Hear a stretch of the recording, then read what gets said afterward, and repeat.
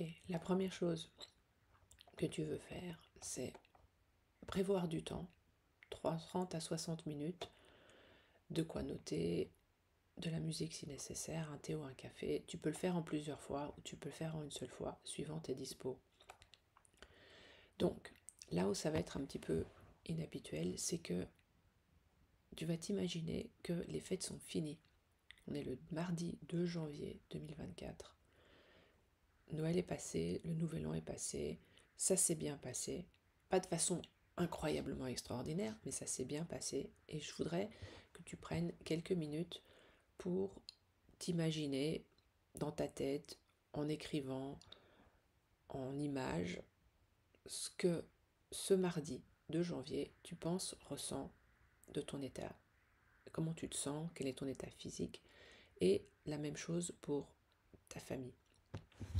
Donc ça, c'est la première étape, c'est celle qui va peut-être vous sembler la plus étrange. Mais vous allez voir pourquoi on fait ça et je vous expliquerai éventuellement le biais cognitif qu'on utilise comme ça. Donc des exemples, c'est on est le 2 janvier, je ne suis pas épuisée, je ne me suis pas engueulée avec mon conjoint pendant toute la semaine et mes enfants sont relativement posés.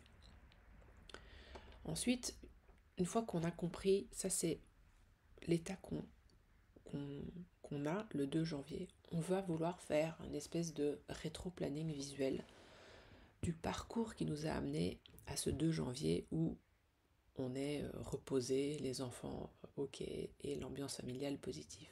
Donc on va utiliser une ligne de temps. J'en ai mis deux, j'en ai mis une verticale, une horizontale suivant les personnes. Le principe est le même, on positionne d'abord des événements pour se repérer. Là je vous ai mis des exemples et ensuite vous allez positionner sur cette ligne visuelle les obstacles et les difficultés que vous avez pu rencontrer pendant les fêtes et les bons moments et les petits succès. Je vais vous montrer dans un instant mes gribouillis. Une fois qu'on a fait ça, donc vous allez avoir la ligne de temps avec les événements, les obstacles, les succès positionnés, soit par exemple il y a des obstacles qui peuvent durer toute la semaine, soit ponctuellement. Vous allez pouvoir vous dire ok, donc je suis le 2 janvier, je suis reposé, mon enfant est ok et l'ambiance est bonne. Comment j'ai fait pour arriver à cette situation-là? Et donc là, il va falloir essayer d'imaginer, pour arriver à cette situation-là, qu'est-ce que j'ai fait? Et à ce stade, on ne veut pas qu'est-ce que j'ai fait en vrai dans la vraie vie aujourd'hui. C'est qu'est-ce que j'aurais pu faire, qu'est-ce que j'ai fait pour arriver là. Donc lister les décisions prises, les actions faites, les aménagements mis en place, les simplifications apportées à des événements, à des actions, les personnes impliquées et comment elles ont été impliquées. Et les décisions, c'est aussi de faire ou de ne pas faire quelque chose, ou d'aller ou de ne pas aller quelque part, de suivre ou de ne pas suivre certaines injonctions culturelles et sociales. Donc ça, c'est pour ouvrir, et il y a sûrement plein d'autres choses qui peuvent rentrer en ligne de compte. Ce qui est important, c'est que ce genre d'exercice, ça ne doit pas être parfait, ça ne doit pas être ultra précis. Je sais que pour certaines personnes, ça peut être peut-être un petit peu difficile. Dans ce cas-là, ce qui peut aider certaines personnes, c'est de mettre un timer, se dire voilà, je vais lister toutes les solutions en 15 minutes. On sait, hein, la science montre que le cerveau produit le maximum d'informations dans les 5 premières minutes où on lui pose une question. Donc, le faire 25 minutes ne vous apportera a priori pas beaucoup plus que de le faire 5 minutes. Ensuite, une fois que tout ça c'est fait, et ça peut être fait n'importe comment sur un brouillon, sur votre téléphone, sur un post-it, sur des feuilles, on revient dans le présent et parmi toutes les solutions que tu as identifiées, tu regardes celles tu les entoures ou tu les sélectionnes, tu les soulignes, tu mets du stabilo, tu gardes toutes celles qui te disent ça j'ai envie de faire. Ou ça, ok, ça on fait d'abord, on se fait déjà, donc c'est déjà entériné, ou ça c'est pas difficile. Et il y en a parfois qui seraient par exemple, je sais pas moi, refuser d'aller manger chez les beaux-parents, qui peuvent être relativement difficiles à mettre en place, mais qu'on sait, si tu le fais, la récompense, entre guillemets, sera élevée. Donc ça peut être aussi quelque chose à inclure dans la liste de tes priorités.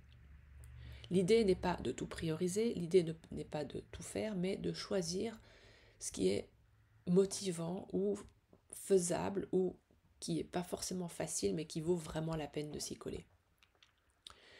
Et la dernière étape, c'est pour celle que tu as identifiée, essayer de chaque fois se dire de quoi j'ai besoin. Exemple, si je veux ne pas aller manger chez ma belle-mère, qui serait un exemple, mais de quoi j'ai besoin? J'ai besoin de m'aligner avec mon conjoint, qu'on soit d'accord, qu'on décide qui va lui dire, de quelle façon, est-ce qu'on est prêt à assumer les conséquences, qu'est-ce qu'on va faire à la place. Donc ça permet d'anticiper, mais de façon ciblée, les choses à faire. Donc ça, c'est les 6 étapes.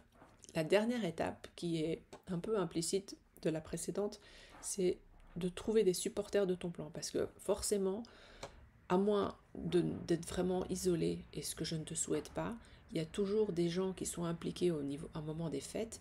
Et ce qui est intéressant, c'est de trouver des personnes à qui tu peux montrer tes priorités ou partager certains éléments qui vont pouvoir t'aider. Mais ça va être le sujet de demain. Et donc, si tu tentes l'expérience, félicite-toi, ça sera forcément pas parfait, ça sera pas forcément exhaustif. Et même si tu as juste lu les questions et tu te les ai posées 4 minutes, ça va déjà t'amener un peu plus près d'être un peu plus au clair sur tes priorités.